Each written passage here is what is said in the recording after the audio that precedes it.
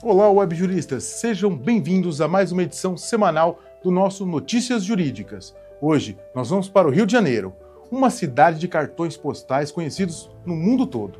Mas por trás de uma beleza estonteante existe uma realidade dura, marcada por décadas de violência e uma crise de segurança pública que afeta, de forma desproporcional, seus moradores mais vulneráveis, a população das favelas.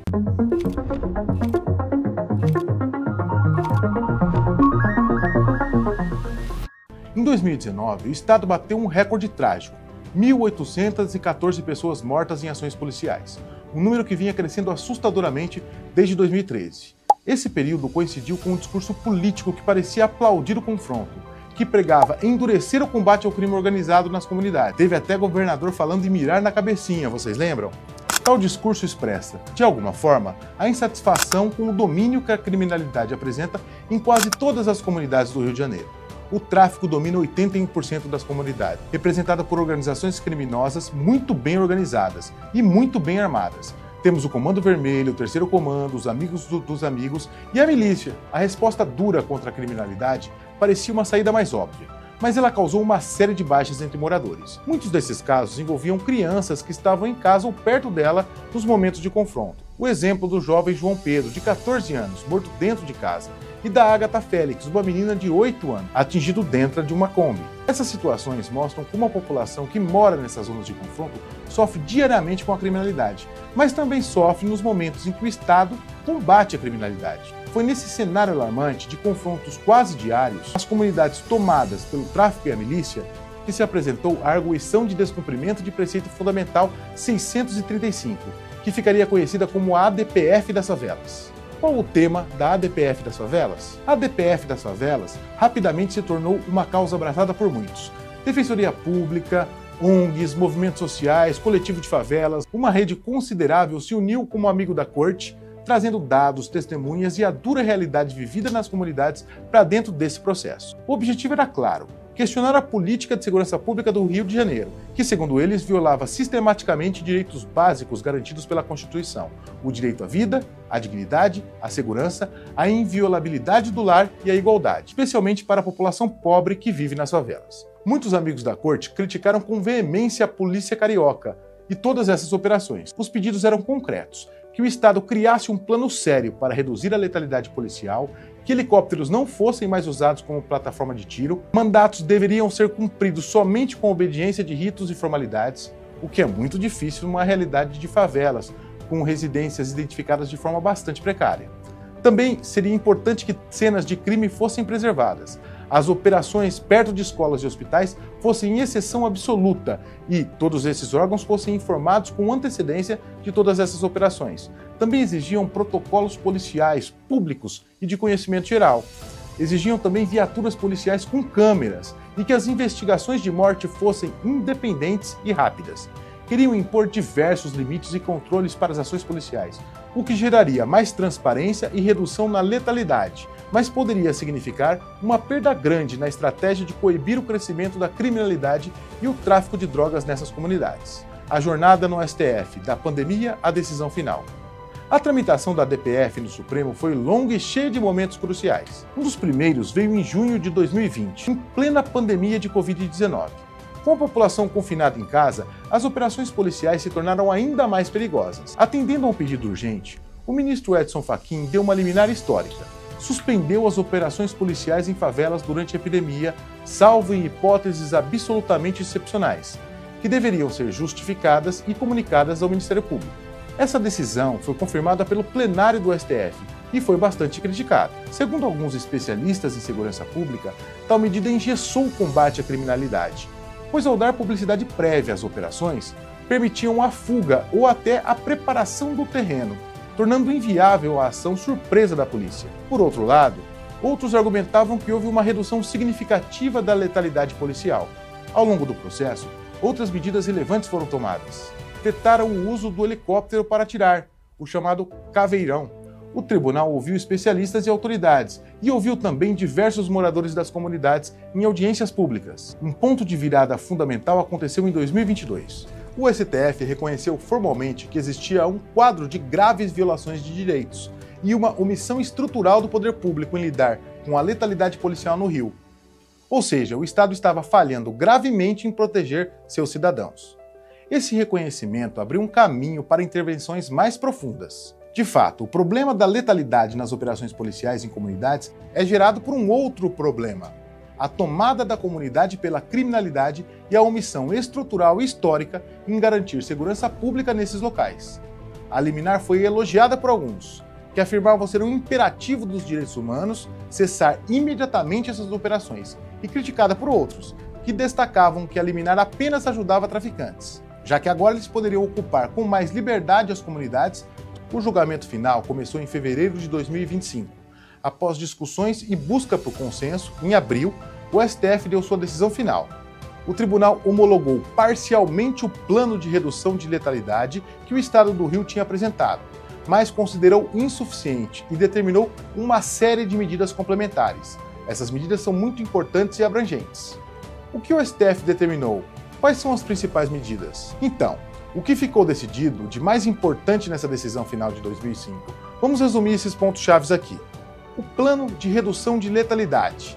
Esse plano, apresentado pelo Estado de Rio de Janeiro, foi aceito em parte, mas ele precisa ser melhorado continuamente. Uso da força. A polícia deverá usar a força de forma proporcional, planejando as ações e justificando seu uso, utilizando de forma letal apenas quando a situação for emergencial e colocar em risco pessoas. Câmeras. O governo tem 180 dias para comprovar a instalação de câmeras com áudio e vídeo nas viaturas e, no caso da Polícia Civil, nos uniformes para patrulhamento e operações planejadas. Investigações. Locais de crime com morte devem ser preservados, garantindo um trabalho ágil e autônomo para a perícia. O Ministério Público deve ser comunicado imediatamente em caso de morte e pode conduzir investigações de forma independente. Fixaram prazos para laudos, apurações internas. Dados. O Estado precisa coletar e divulgar dados mais detalhados sobre a letalidade, com localização e compartilhar tudo com o Ministério Público. Operações. Ambulâncias se tornam obrigatórias nas operações planejadas e de risco. As restrições para operação perto de escolas e hospitais continuam valendo. Atuação federal. Uma novidade importante: a Polícia Federal vai investigar crimes de grande repercussão, focando em organizações criminosas, milícias, tráfico de armas e lavagem de dinheiro, com uma equipe dedicada para isso. A União deve garantir os recursos para tais funções. Recuperação territorial. Estados e municípios devem criar um plano para retomar as áreas dominadas pelo crime, não só com polícia, mas com urbanismo social, serviços de saúde, educação, cultura, criação de programa estadual de assistência psicológica para os agentes, com atendimento obrigatório após incidentes graves. Monitoramento. Foi criado um grupo de trabalho no Conselho Nacional do Ministério Público, com participação da sociedade civil, para acompanhar de perto se tudo isso está sendo cumprido. Relatórios, reuniões públicas devem ser obrigatórios. Argumentos a favor. Por que as restrições e o controle são necessários? E quais os argumentos favoráveis a essa verdadeira intervenção na segurança pública carioca? Por que o STF decidiu intervir de forma tão profunda? Os defensores da DPF e os ministros que votaram a favor apresentaram argumentos importantes. O principal argumento foi a defesa intransigente da vida. Argumentaram que a política de segurança do Rio de Janeiro era, na prática, uma política de morte, especialmente para negros e pobres das favelas. Segundo eles, nenhuma estratégia de combate ao crime pode justificar execuções ou colocar comunidades inteiras em risco constante. Uma frase recorrentemente citada foi: "Vidas faveladas importam". Além disso, eles questionam a eficácia da política de confronto. Eles dizem que essa guerra constante não reduz o crime de forma sustentável, apenas gera mais violência, trauma e desconfiança. E um ponto crucial: os dados mostraram que a liminar de 2020, que restringiu as operações, conseguiu reduzir drasticamente as mortes pela polícia, sem causar uma explosão imediata em outros crimes violentos, como alguns previam. Caiu a letalidade e os homicídios e roubos não dispararam em resposta direta. Alguns até caíram também. Por fim, eles defendem a necessidade absoluta de mais controle e transparência. As câmeras, a comunicação ao Ministério Público, a preservação de provas, os dados abertos, tudo isso foi visto como essencial para coibir abusos, garantir ações dentro da lei, facilitar investigações justas e reconstruir a confiança entre polícia e comunidade. Argumentos contrários às críticas à decisão do STF. Mas a decisão do STF não foi unânime. Houve muitas críticas e argumentos significativos contra a intervenção proposta pelo STF. O governo do Rio de Janeiro criticou duramente as restrições. principalmente a liminar de 2020, dizendo que ela impedia o combate ao crime organizado. Setores das polícias também alegaram que as medidas dificultaram o trabalho em áreas de risco, colocavam os próprios policiais em risco e impediam o correto combate às organizações criminosas. A crítica mais forte, e que ganhou eco em relatórios como o GT-CNMP, foi que as restrições da ADPF teriam, na prática, fortalecido as facções criminosas e milícias. Com menos operações, argumentam os críticos que esses grupos teriam aproveitado para expandir território, recrutar mais gente e até intensificar as guerras entre si. O aumento de barricadas verificado no período de vigência da liminar seria um sintoma disso tudo. Será que ao focar no combate à violência do Estado nas operações, a decisão não subestimou a dinâmica do crime? Outra linha de crítica foi sobre o próprio papel do STF. Muitos viram a decisão como um ativismo judicial, uma interferência exagerada na segurança pública, que seria a responsabilidade do governo estadual. Questionaram se o judiciário teria legitimidade e conhecimento técnico dessa situação específica do Rio de Janeiro para ditar regras tão detalhadas de operação e gestão. E claro, houve críticas sobre a dificuldade prática de implementar tudo isso. Colocar câmeras em todos, ter ambulâncias sempre a postos, entre outros problemas, são dificuldades difíceis de superar. E o que vai mudar? Então, qual foi o impacto da DPF 635 até agora? É uma pergunta complexa. O fato mais claro é a redução da letalidade policial. Os números caíram significativamente depois das decisões do STF. Menos gente morreu em ações do Estado, e isso é uma vitória importante para a garantia do direito à vida. No entanto, os níveis ainda são altos e chacinas continuam a acontecer, mostrando que a mudança cultural é um desafio.